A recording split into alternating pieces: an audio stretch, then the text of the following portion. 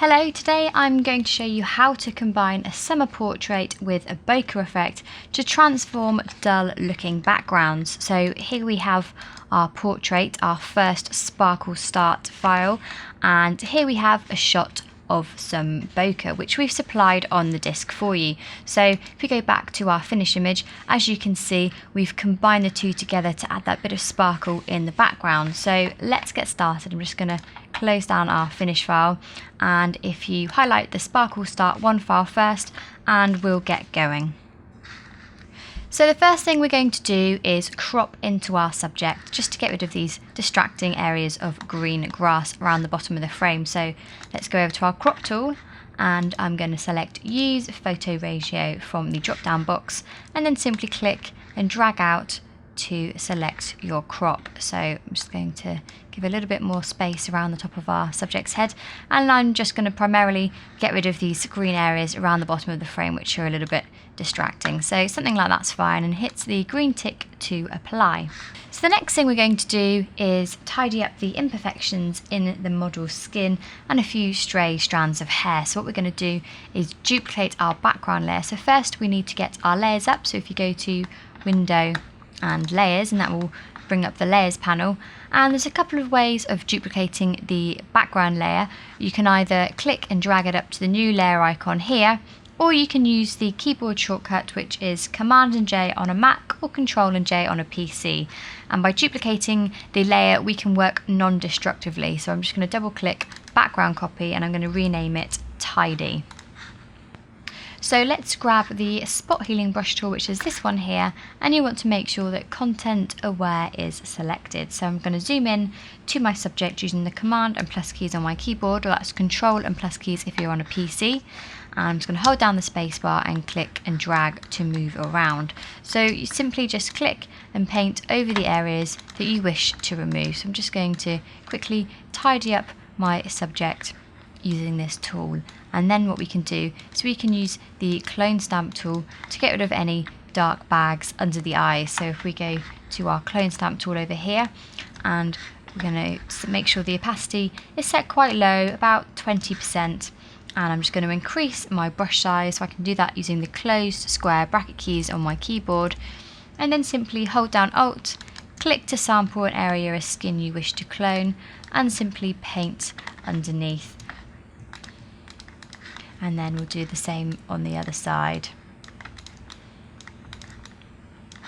If I hit this eye icon on our tidy layer off and then on again, you can see what difference that has made. So next we're going to use the dodge tool just to brighten up the eyes and the face as they're partly in shadow. So we're going to go to our dodge tool, which is actually sat in with this sponge tool here, which is currently set to. So if we click on the dodge tool here, we're going to set to the range to mid-tones, and I want to keep the exposure quite low at around 20%.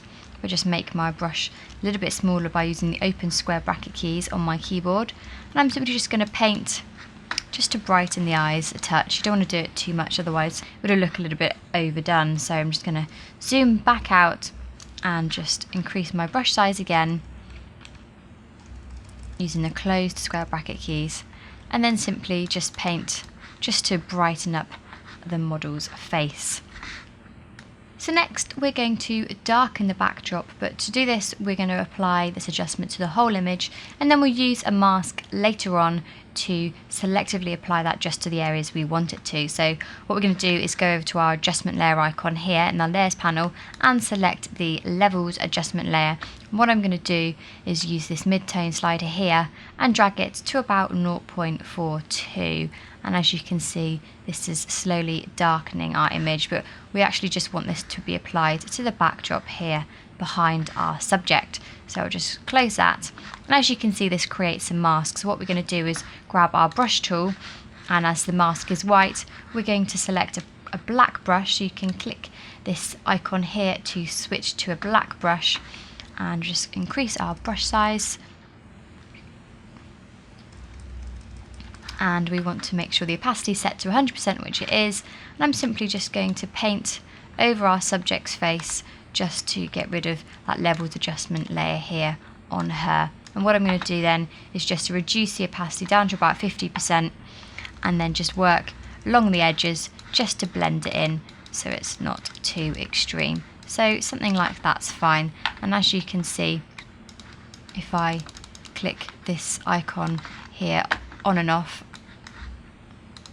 you can just see that it's just darkened those edges, which just brings our attention more into our subject.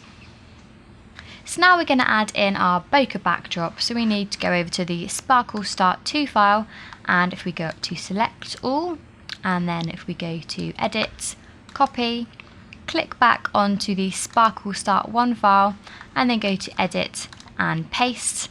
And as you can see, it adds in our bokeh backdrop as a new layer in our Layers panel.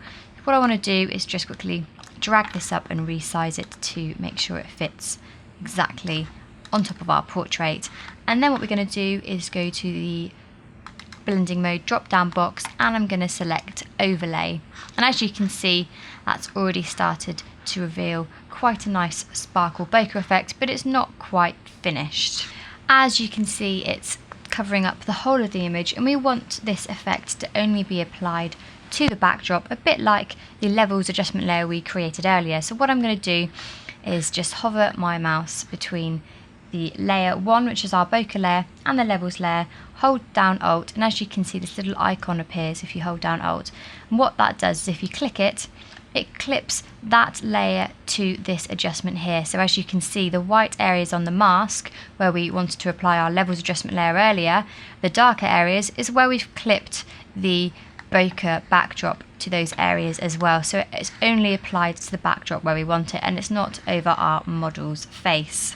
And finally, to finish off, we're just going to add a photo filter adjustment layer. So we're going to go back over to our adjustment layer icon, and we're going to select photo filter, and we're going to choose the deep blue from the filter drop down box, which is this one down here, and we're just going to set the density back to about 15% just to reduce it a little bit so it's not too strong. If I turn this icon off and on again, you can just see it adds a nice cool tone and finishes off our image. And if you want to, you can also add a brightness and contrast adjustment layer and just increase that contrast slightly, maybe just drop that brightness back a tad. And there you go, there's how to add some summer sparkle to your portraits.